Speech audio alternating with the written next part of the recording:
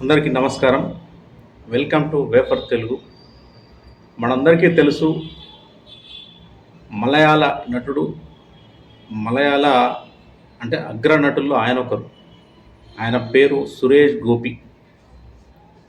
ఆయన అంటే మమ్ముట్టి తర్వాత ఆ స్థాయిలో ఉన్న హీరో ఆయన.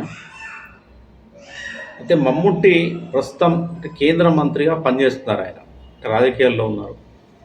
ఇటీవల ఆయన కొన్ని వ్యాఖ్యలు చేయడం జరిగింది. అంటే అక్కడ జరిగిన ఒక మీటింగ్లో మాట్లాడుతూ, నేను మంత్రిగా పనిచేస్తున్నాను, కానీ నాకు సరైన ఆదాయం రావట్లేదు, నాకు డబ్బులు సరిపోవట్లేదు. నేను సినిమా హీరోగా సినిమాలు చేస్తున్నప్పుడు చాలా ఆదాయం వచ్చింది, ఆ ఆదాయాన్ని అంతా ఇప్పుడు నేను మిస్ అవుతున్నానని చెప్పేసి ఆయన నిర్మోహమాటంగా సూటిగా సభలో మాట్లాడడం జరిగింది. ఈ మంత్రి పదవి నాకు కాకుండా అంటే కేరళ నుంచి ఒకతను, మరి ఆయన మాస్టర్ అట, ఆయన ఎంపీ కావడం జరిగింది, రాజ్యసభ నుంచి ఎంపిక అయ్యారట. ఆయనకిచ్చినా పర్వాలేదని చెప్పేసి సురేష్ గోపి మాట్లాడాడు. మనం విషయం చూద్దాం. మామూలుగా ఎవరైనా సరే అంటే ఒక చిన్న అంటే అంటే కాలేజ్ డేస్ నుంచి కావచ్చు, తర్వాత అంటే చిన్నతనం నుండి ఒక రంగం మీద ఇంట్రెస్ట్ పెరుగుతుంది వాళ్ళకి. సచిన్ టెండూల్కర్ని తీసుకుంటే ఆయనకు క్రికెట్ మీద బాగా ఇంట్రెస్ట్ బాగా పెరిగింది. అంటే ఒంటింట్లో కూడా బ్యాట్ పట్టుకుని టమాటాలతో వంకాయలతో క్రికెట్ ఆడడం అట్లా. ఆయన క్రికెట్ అంటే ప్యాషన్. చిరంజీవికి పాటలు, డ్యాన్స్, యాక్టింగ్ అంటే ఇష్టం కాబట్టి ఆయన మెగా స్టార్ అయ్యాడు. అమితాబ్ బచ్చన్ కూడా అంతే, యాక్టింగ్ అంటే ఇష్టం. చాలా కష్టపడి 37 ఇయర్స్కో హీరో అయ్యాడు. చాలామంది మనం హిస్టరీస్ తీసుకుంటే రాజకీయాలంటే ప్యాషన్ ఇష్టం ఉన్న వాళ్ళు ఎమ్మెల్యే అవుతారు, తర్వాత మంత్రులు. ఇప్పుడు మన రేవంత్ రెడ్డిని చూసుకుంటే ఆయన ప్యాషన్. ముఖ్యమంత్రి అయ్యేంత వరకు కూడా ఆయన వదలలేదు. ముఖ్యమంత్రి అయిన తర్వాత నేను ముఖ్యమంత్రి కావాలనుకున్నాను, అయ్యానని చెప్పేసి ఆయన ఎన్నో సమావేశాల్లో ఆయన చెప్పడం జరిగింది.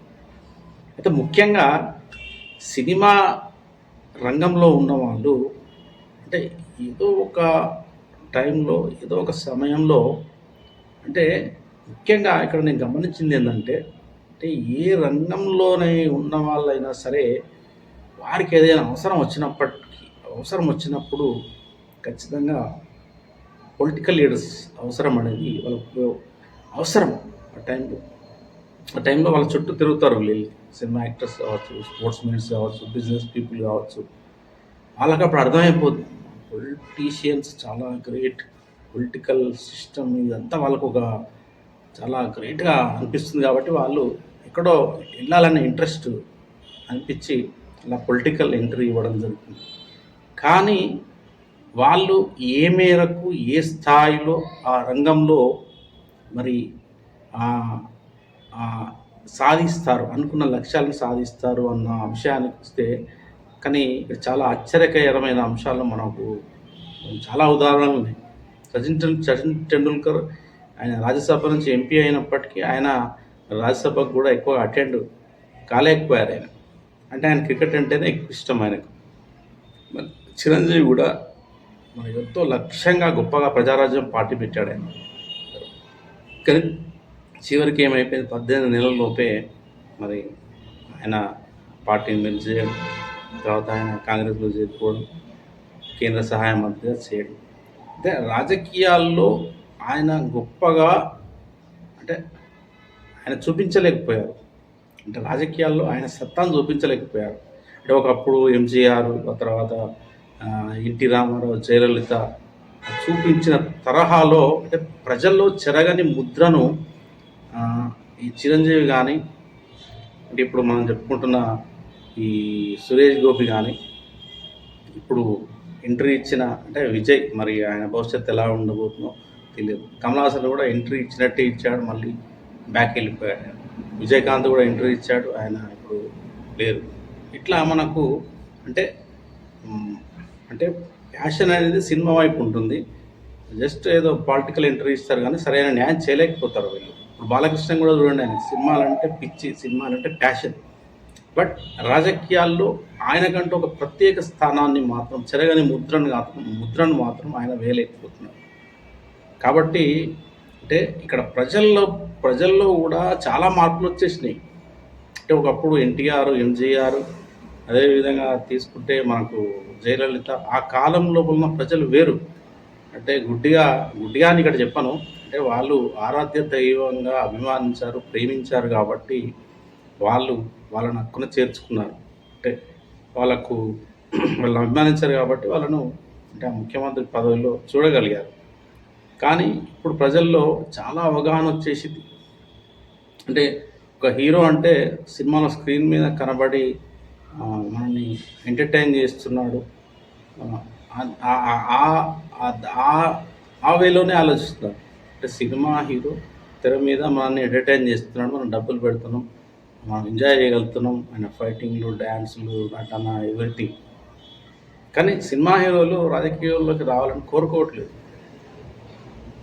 కాబట్టి అంటే ఒక అంశం ఏంటంటే అంటే ప్రజల్లో అయితే బలంగా నటుల్ని రాజకీయాల్లోకి రావాలని కోరుకోవట్లేదు. సెకండ్ థింగ్ వచ్చేసి రాజకీయాల్లోకి వస్తున్న ఈ సినిమా నటులు సినిమా మీద సినిమా ఏదైతే సినిమా రంగం ఉందో వాళ్ళకి ప్యాషన్ కాబట్టి ఈజీగా దానిలో ఇమిడిపోయి దానిలో అద్భుతాలు సృష్టిస్తున్నారు. కానీ రాజకీయాల్లో అద్భుతాలు మాత్రం చేయట్లేదు. చాలామంది అలా వెళ్ళి మళ్ళీ సినిమాల్లోకి వెళ్తున్నారు. చిరంజీవి కూడా ఒక దశలో ఆయన అన్నాడు, ఇది నా సామ్రాజ్యం, ఇది నా అసలైన ప్రపంచం అని చెప్పాడు ఆయన. కాబట్టి ఏదైతే మరి మలయాళ నటుడు సురేష్ గోపి చేసిన వ్యాఖ్యలు సంచలనంగా మారాయి. అంటే మనం ప్రజాసేవ చేయాలనుకున్నప్పుడు మనస, వాచ, కర్మన నిజాయితీగా మనం ప్రజలకు సేవ చేయాలనుకున్నప్పుడు అంటే ఒక ఫుల్ టైం పొలిటీషియన్గా మనం అంటే గ్రౌండ్ లెవెల్లో పనిచేసుకుంటూ ప్రజల్లోకి వెళ్ళి వాళ్ళకు కావలసిన సమస్యలు తీర్చి వాళ్ళకు దగ్గరైతేనే తప్ప రాజకీయాల్లో వాళ్ళకంటూ ఒక పేజీని క్రియేట్ చేసుకోలేదు అన్నది మాత్రం నిజం. అంటే పవన్ కళ్యాణ్ కొంత సాధ్యమైంది అది. అంటే పవన్ కళ్యాణ్ ఆయనకు ఒక్కరికి సాధ్యమని చెప్పి అంటే ఈ ఎన్టీ రామారావు, జయలలిత, ఈ ఎంజీఆర్ తర్వాత అంటే ఆ స్థాయిలో పవన్ కళ్యాణ్ సాధ్యమైంది. బట్ ఆయన కూడా మరి ఈ మధ్యకాలంలో సినిమాలు అవి చేస్తూ 2 పడవల మీద ప్రయాణం అనేది కొనసాగిస్తూ ఉన్నాడు. మళ్ళీ 15 ఏళ్ళు ముఖ్యమంత్రి చంద్రబాబు నాయుడే ఉండాలని చెప్తున్నాడు. కాబట్టి కొంత డైలమాలో ఉంది జనసేన పార్టీ కూడా. కాబట్టి చూడాలి భవిష్యత్తులో మరి ఆయన ఏ విధంగా ముందుకెళ్తాడు, ముఖ్యమంత్రి అవుతాడా లేదా అంశం కూడా చర్చనీయాంశంగా మారింది. ఇదండి ఈరోజు సంగతి. ఇప్పటివరకు మా ఛానల్ని సబ్స్క్రైబ్ చేయని వారు సబ్స్క్రైబ్ చేసుకుని థ్యాంక్ యూ.